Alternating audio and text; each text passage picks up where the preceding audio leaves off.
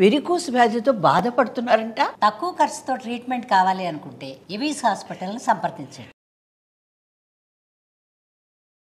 నమస్తే రమ్మ గారు. నమస్తే జయ. పేరెంటింగ్కి సంబంధించిన ఒక ప్రశ్న అండి. పిల్లలు తప్పులు చేస్తుంటారు కదా, సాధారణంగా అమ్మకే వచ్చి చెప్తారు, లేదా అమ్మకి తెలుస్తుంది, వెనకేసుకొస్తాం. ఎవరమైనా చేసే పనేనండి.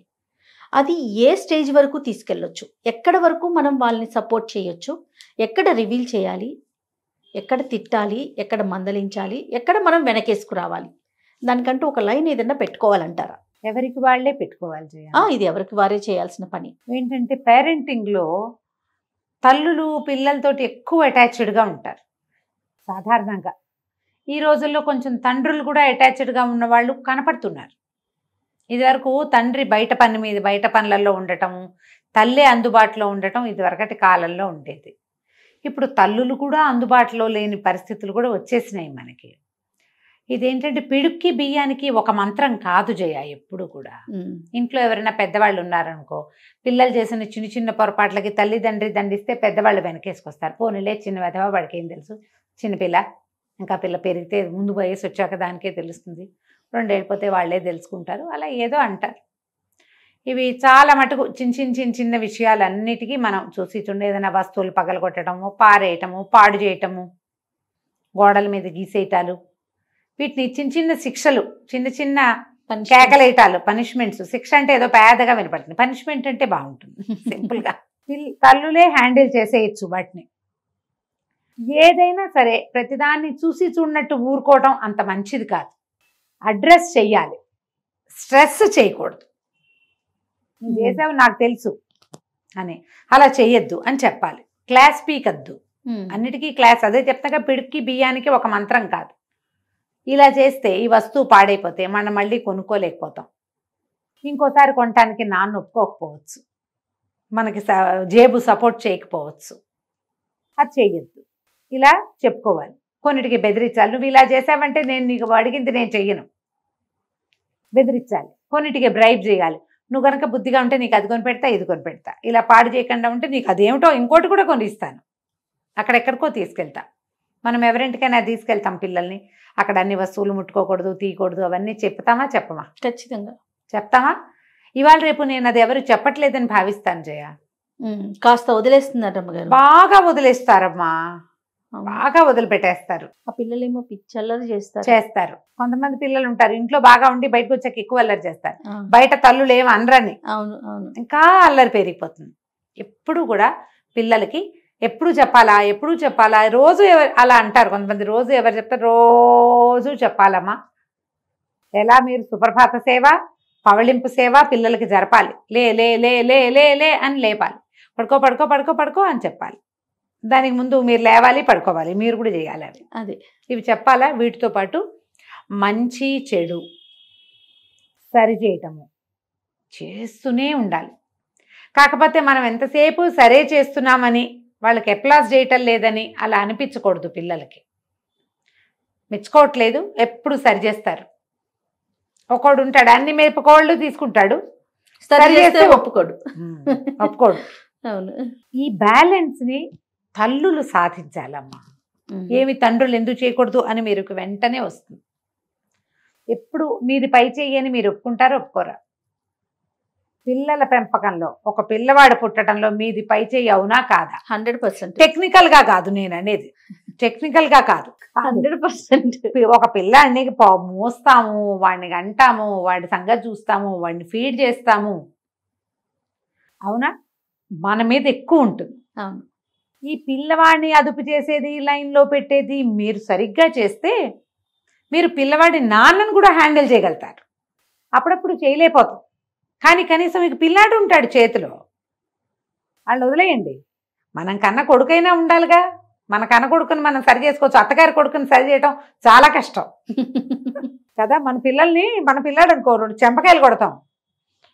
అన్నం పెట్టకుండా ఏదో గ్రౌండ్ చేసి 1 గంట సేపు నుంచోబెట్టి నువ్వు ఇక్కడే కూర్చో, బలం మీద కూర్చో, దిగడానికి వీల్లేదు.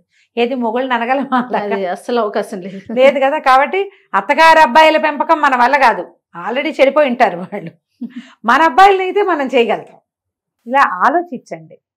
ఇది మన చేతిలోది. మన మనది. పిల్లల్ని మన పిల్లవాడు మన చేతిలో, వాడు మన పిల్ల మన చేతిలో. దీనికి మంచి మాట నయానో భయానో ముద్దుగానో మనమే చెప్పుకుందాం. నీ వల్ల కాకపోతే మగవాళ్ళ సహాయం తీసుకో. కానీ దాచేయటం ఉంది చూసావా, అది కొంచెం కష్టం. దాచేస్తే అదేదైనా పెద్ద వికృత రూపం దాల్చేసిందనుకో ఈ సమస్య, అప్పుడు నువ్వు హ్యాండిల్ చేయలేకపోతావు. ఇవాళ రేపు మనం బాగా గమనించేది ఏంటో తెలుసా జయ, పిల్లల చిన్నతనపు వేషాలు, చిన్నతనం వ్యవహారాలు కంటే బ్యాడ్ ప్రాక్టీస్లు, పిల్లలు చేసే దొంగతనాలు కానీ, పిల్లలు ఇతరత్ర మగపిల్లలతోటో ఆడపిల్లలతోటో చేసే వ్యవహారాలు కానీ తల్లులకు ముందు తెలిసిపోతాయి. వాళ్ళు మాట్లాడకుండా ఉంటారు. ఒకళ్ళేమో తండ్రికి చెప్పి పిల్లని సావగొట్టేసి కొడుకుని చితకొట్టేసి చేసేసేవాళ్ళు తీవ్రమైన ప్రకృతి వాళ్ళు, సినిమాటిక్ ఆడవిల్లన్లు ఉన్నారు కొంతమంది. అది తక్కువ రమ్మగారు, ఆ పర్సెంటేజ్ తక్కువ. కానీ మీరు చెప్పిన పర్సెంటేజ్ ఎక్కువ. మంది ఉన్నారు ఎంతమంది ఉంటారు, వీళ్ళకి ముందే తెలుసు, తెలుసు. ఊరుకుంటారు. అంటే ఫ్రెండ్లీగా, అంటే ఎట్లా క్రియేట్ చేస్తారంటే పిల్లలతో మేము ఫ్రెండ్లీగా ఉంటున్నాము, పిల్లలు మాతో అన్ని షేర్ చేసుకుంటున్నారు అని. ఒకదానికి నువ్వు ఫ్రెండ్లీగా ఉంటావు, రెండోది కూడా అది అదే తప్పు చేస్తున్నప్పుడు అది ఫ్రెండ్షిప్ అవుతుందా? ఎట్లా అవుతుంది కదా, తప్పుదారి పట్టే ఇట్లా పట్టేస్తారు. పిల్లలు కూడా టేకెన్ గ్రాంటెడ్ గా తీసుకుంటారు జయ. తల్లి నన్నేమో అందరిని నమ్ముతారు వాళ్ళు, మగపిల్లడైనా ఆడపిల్ల. ఇప్పుడు దేనికైనా ప్రతిదాన్ని సపోర్ట్ చేయకూడదు, కొన్నిటికి నువ్వు ఒప్పుకోవు అనే విషయాన్ని నువ్వు తెలియజేయాలి. నీకు ఒక గట్టితనం ఉండాలి, లేకపోతే నీ పిల్లలు అధోగతి పాలవుతుంటే చూడాల్సి వస్తావు. పిల్లలు గోతులో పడిపోతుంటే చూడాల్సి వస్తామమ్మా.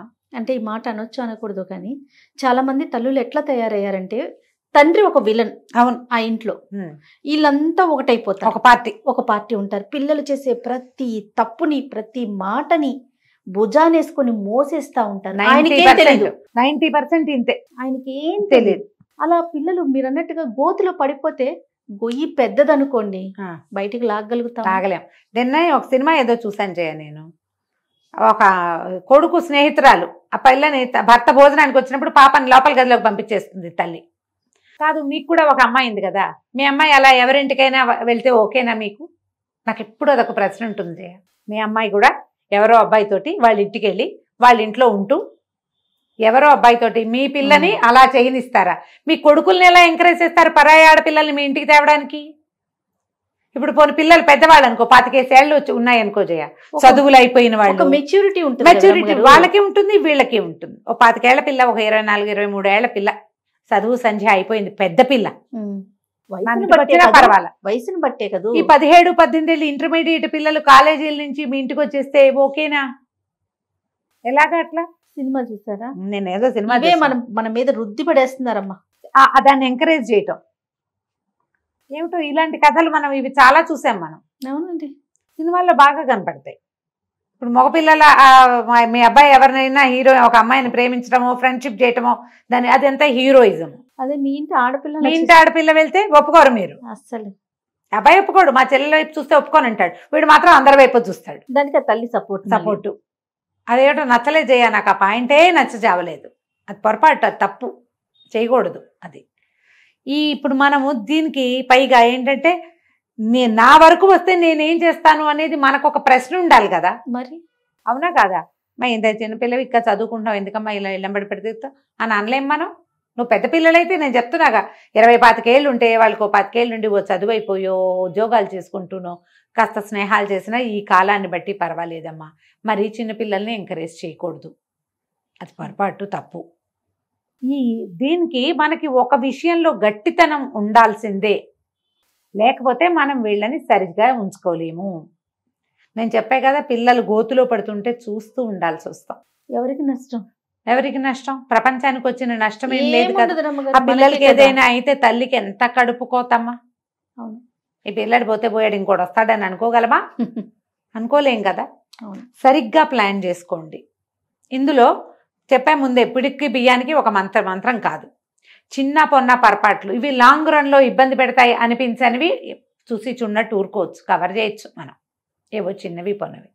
కానీ ఇది వీడికి హ్యాబిట్ అయిపోతుందని కానీ దీనివల్ల ఫర్దర్గా మన సమాజంలో ఇబ్బంది పడతామని కానీ అనిపించిన మ్యాటర్ని మీరు హస్బెండ్కి ఇంట్లో పెద్దవాళ్ళకి రివీల్ చేయాలి.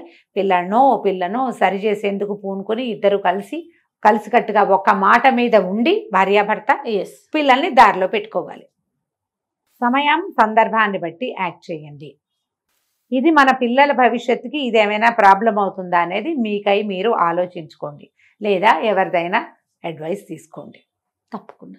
ఆ అడ్వైస్ తీసుకుంటే ఒక బ్రెయిన్తో ఆలోచించిన అతి ప్రేమాతిశయంతో పొసెసివ్నెస్తో పిల్లల మీద ఉండే సహజమైన మాతృప్రేమతోటి కాకుండా ఫర్దర్గా ఇవి ప్రాబ్లం అవుతాయా అనేది స్నేహితులతోటో మీ క్లోజ్ రిలేషన్తోటో డిస్కస్ చేసి, విషయం చెప్పకపోయినా పూర్తిగా మీ పిల్లల్ని రివీల్ చేయటం సాధారణంగా ఎవరికి ఇష్టం ఉండదు, కనుక్కొని దాన్ని బట్టి ప్లాన్ చేసుకోండి. ఓకే. నమస్తే. నమస్తే.